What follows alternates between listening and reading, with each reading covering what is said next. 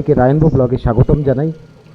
আজকে আমাদের গন্তব্য কলকাতার ইস্কন মন্দির। হ্যাঁ, আপনি ঠিকই শুনছেন, কলকাতার ইস্কন মন্দির।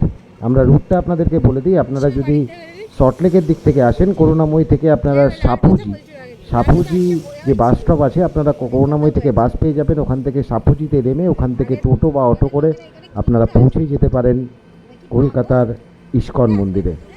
নতুন করে তৈরি হচ্ছে ইস্কন মন্দির, প্রচুর জায়গা নিয়ে তৈরি হচ্ছে ইস্কন মন্দির। আমরা সন্ধেবেলার দিকে এসছি, কিন্তু দিনের বেলায় আসলে আরও ভালো লাগবে প্রকৃতিক সৌন্দর্যকে দেখতে। সন্ধ্যাবেলা এই কারণেই আসা, যাতে আমরা ওখানকার নাম সংকীর্তনটা শুনতে পাই এবং আপনাদেরকে সরাসরি আমরা দেখাতে পারি। আমরা টোটো করে যাচ্ছি, এই মুহূর্তে আমরা টোটো করে যাচ্ছি আপনার ইস্কন মন্দিরে। আমরা এসে পৌঁছাচ্ছি আমরা ইস্কন মন্দিরে। এই জাস্ট ইস্কন মন্দিরের প্রবেশপথ আপনারা দেখছেন, দুধারে প্রচুর লোকজন দাঁড়িয়ে আছে, তারা গাড়ি পার্ক করেছে এবং একটা প্রকৃতির একটা আলাদা একটা গন্ধ আপনি এখানে অনুভব করতে পারবেন। শ্রীকৃষ্ণের, মহাপ্রভু শ্রী চৈতন্য, গৌরনিতাই, তাদের যে একটা আধ্যাত্মিক সুগন্ধ, সেই সুগন্ধকে আপনারা অনুভব করতে পারবেন। সেই জন্যই এখানে আসা আমাদের। আজকে আপনাদেরকে দেখাচ্ছি, নতুন করে তৈরি হচ্ছে, তাই ডান দিকে আপনার খাওয়ার যে ব্যবস্থা আছে, মহাভোগের নেওয়ার ব্যবস্থা আছে। কিছু দ্রব্য সামগ্রী আপনারা যদি কিছু ক্রয় করতে চান, ইস্কনে নবদ্বীপে যে ইস্কন আছে সেখানে যেসব দোকান পাচারি আছে সেখান থেকে যা কিনতে পাবেন, এখানেও সেই একই জিনিসপত্র আপনারা কিনতে পাবেন। জামা কাপড় থেকে শুরু করে মালা, বই, সব কিছু এই দোকান থেকে আপনারা সবই পেয়ে যাবেন। এছাড়া পাশে মহাপ্রসাদের যে কাউন্টার আছে, এইখান থেকে আপনারা মহাপ্রসাদ সংগ্রহ করতে পারেন। ইস্কনের যে মহাপ্রসাদ এখান থেকে সংগ্রহ করতে পারবেন। সুন্দর সবুজ ঘাসে ঘেরা ইস্কন তৈরি হচ্ছে। ইস্কন এই মুহূর্তে আমরা ইস্কন থেকে দাঁড়িয়ে আছি, প্রচুর বাচ্চা কাচ্চা তাদের পরিবারকে সাথে নিয়ে তারা এই ইস্কন মন্দিরে বিকালবেলা আপনারা ঘুরতে আসতেই পারেন। কয়েক ঘন্টার মধ্যে আপনারা পৌঁছে যাবেন ইস্কন, কলকাতার ইস্কন মন্দিরে। ঠিক যে জায়গাটায় আমরা দাঁড়িয়ে আছি, এই জায়গা থেকে আমরা দেখাচ্ছি পুরো মন্দিরটাকে। আপাতত এখনও মন্দির একতারা হয়ে দাঁড়িয়ে আছে, তবে আমরা আশাবাদী যে এই মন্দির আরও বড় হবে। দেখুন, এইখানে মহিলাদের একটা লাইন আছে, সাথে পুরুষদেরও আলাদা একটা রো করা আছে। সেখান থেকে দাঁড়িয়ে মহিলাদের মতন নাম সংকীর্তন করবে এবং পুরুষেরা তাদের মতন নাম সংকীর্তন করবে। দুটো এর মধ্যে একটা ডিভাইড করা আছে।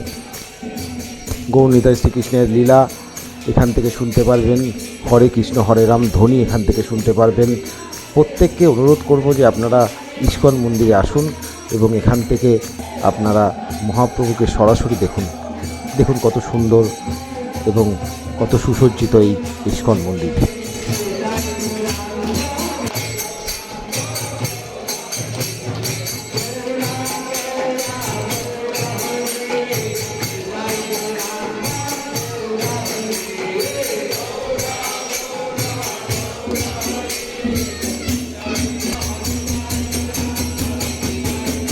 যারা এই মন্দিরের ভেতরে প্রবেশ করছেন তাদের মধ্যে প্রচুর লোক আছে যারা ভিডিও করছেন, যারা নাম সংকীর্তন করছেন, সবাই মহাপ্রভুকে নিয়ে মেতে আছেন। আমরাও এসেছি রায়নবো ব্লগ মহাপ্রভুর দর্শনে এবং আপনাদেরকে দেখাতে যে কলকাতায় ইস্কন মন্দির কতটা সুসজ্জিত।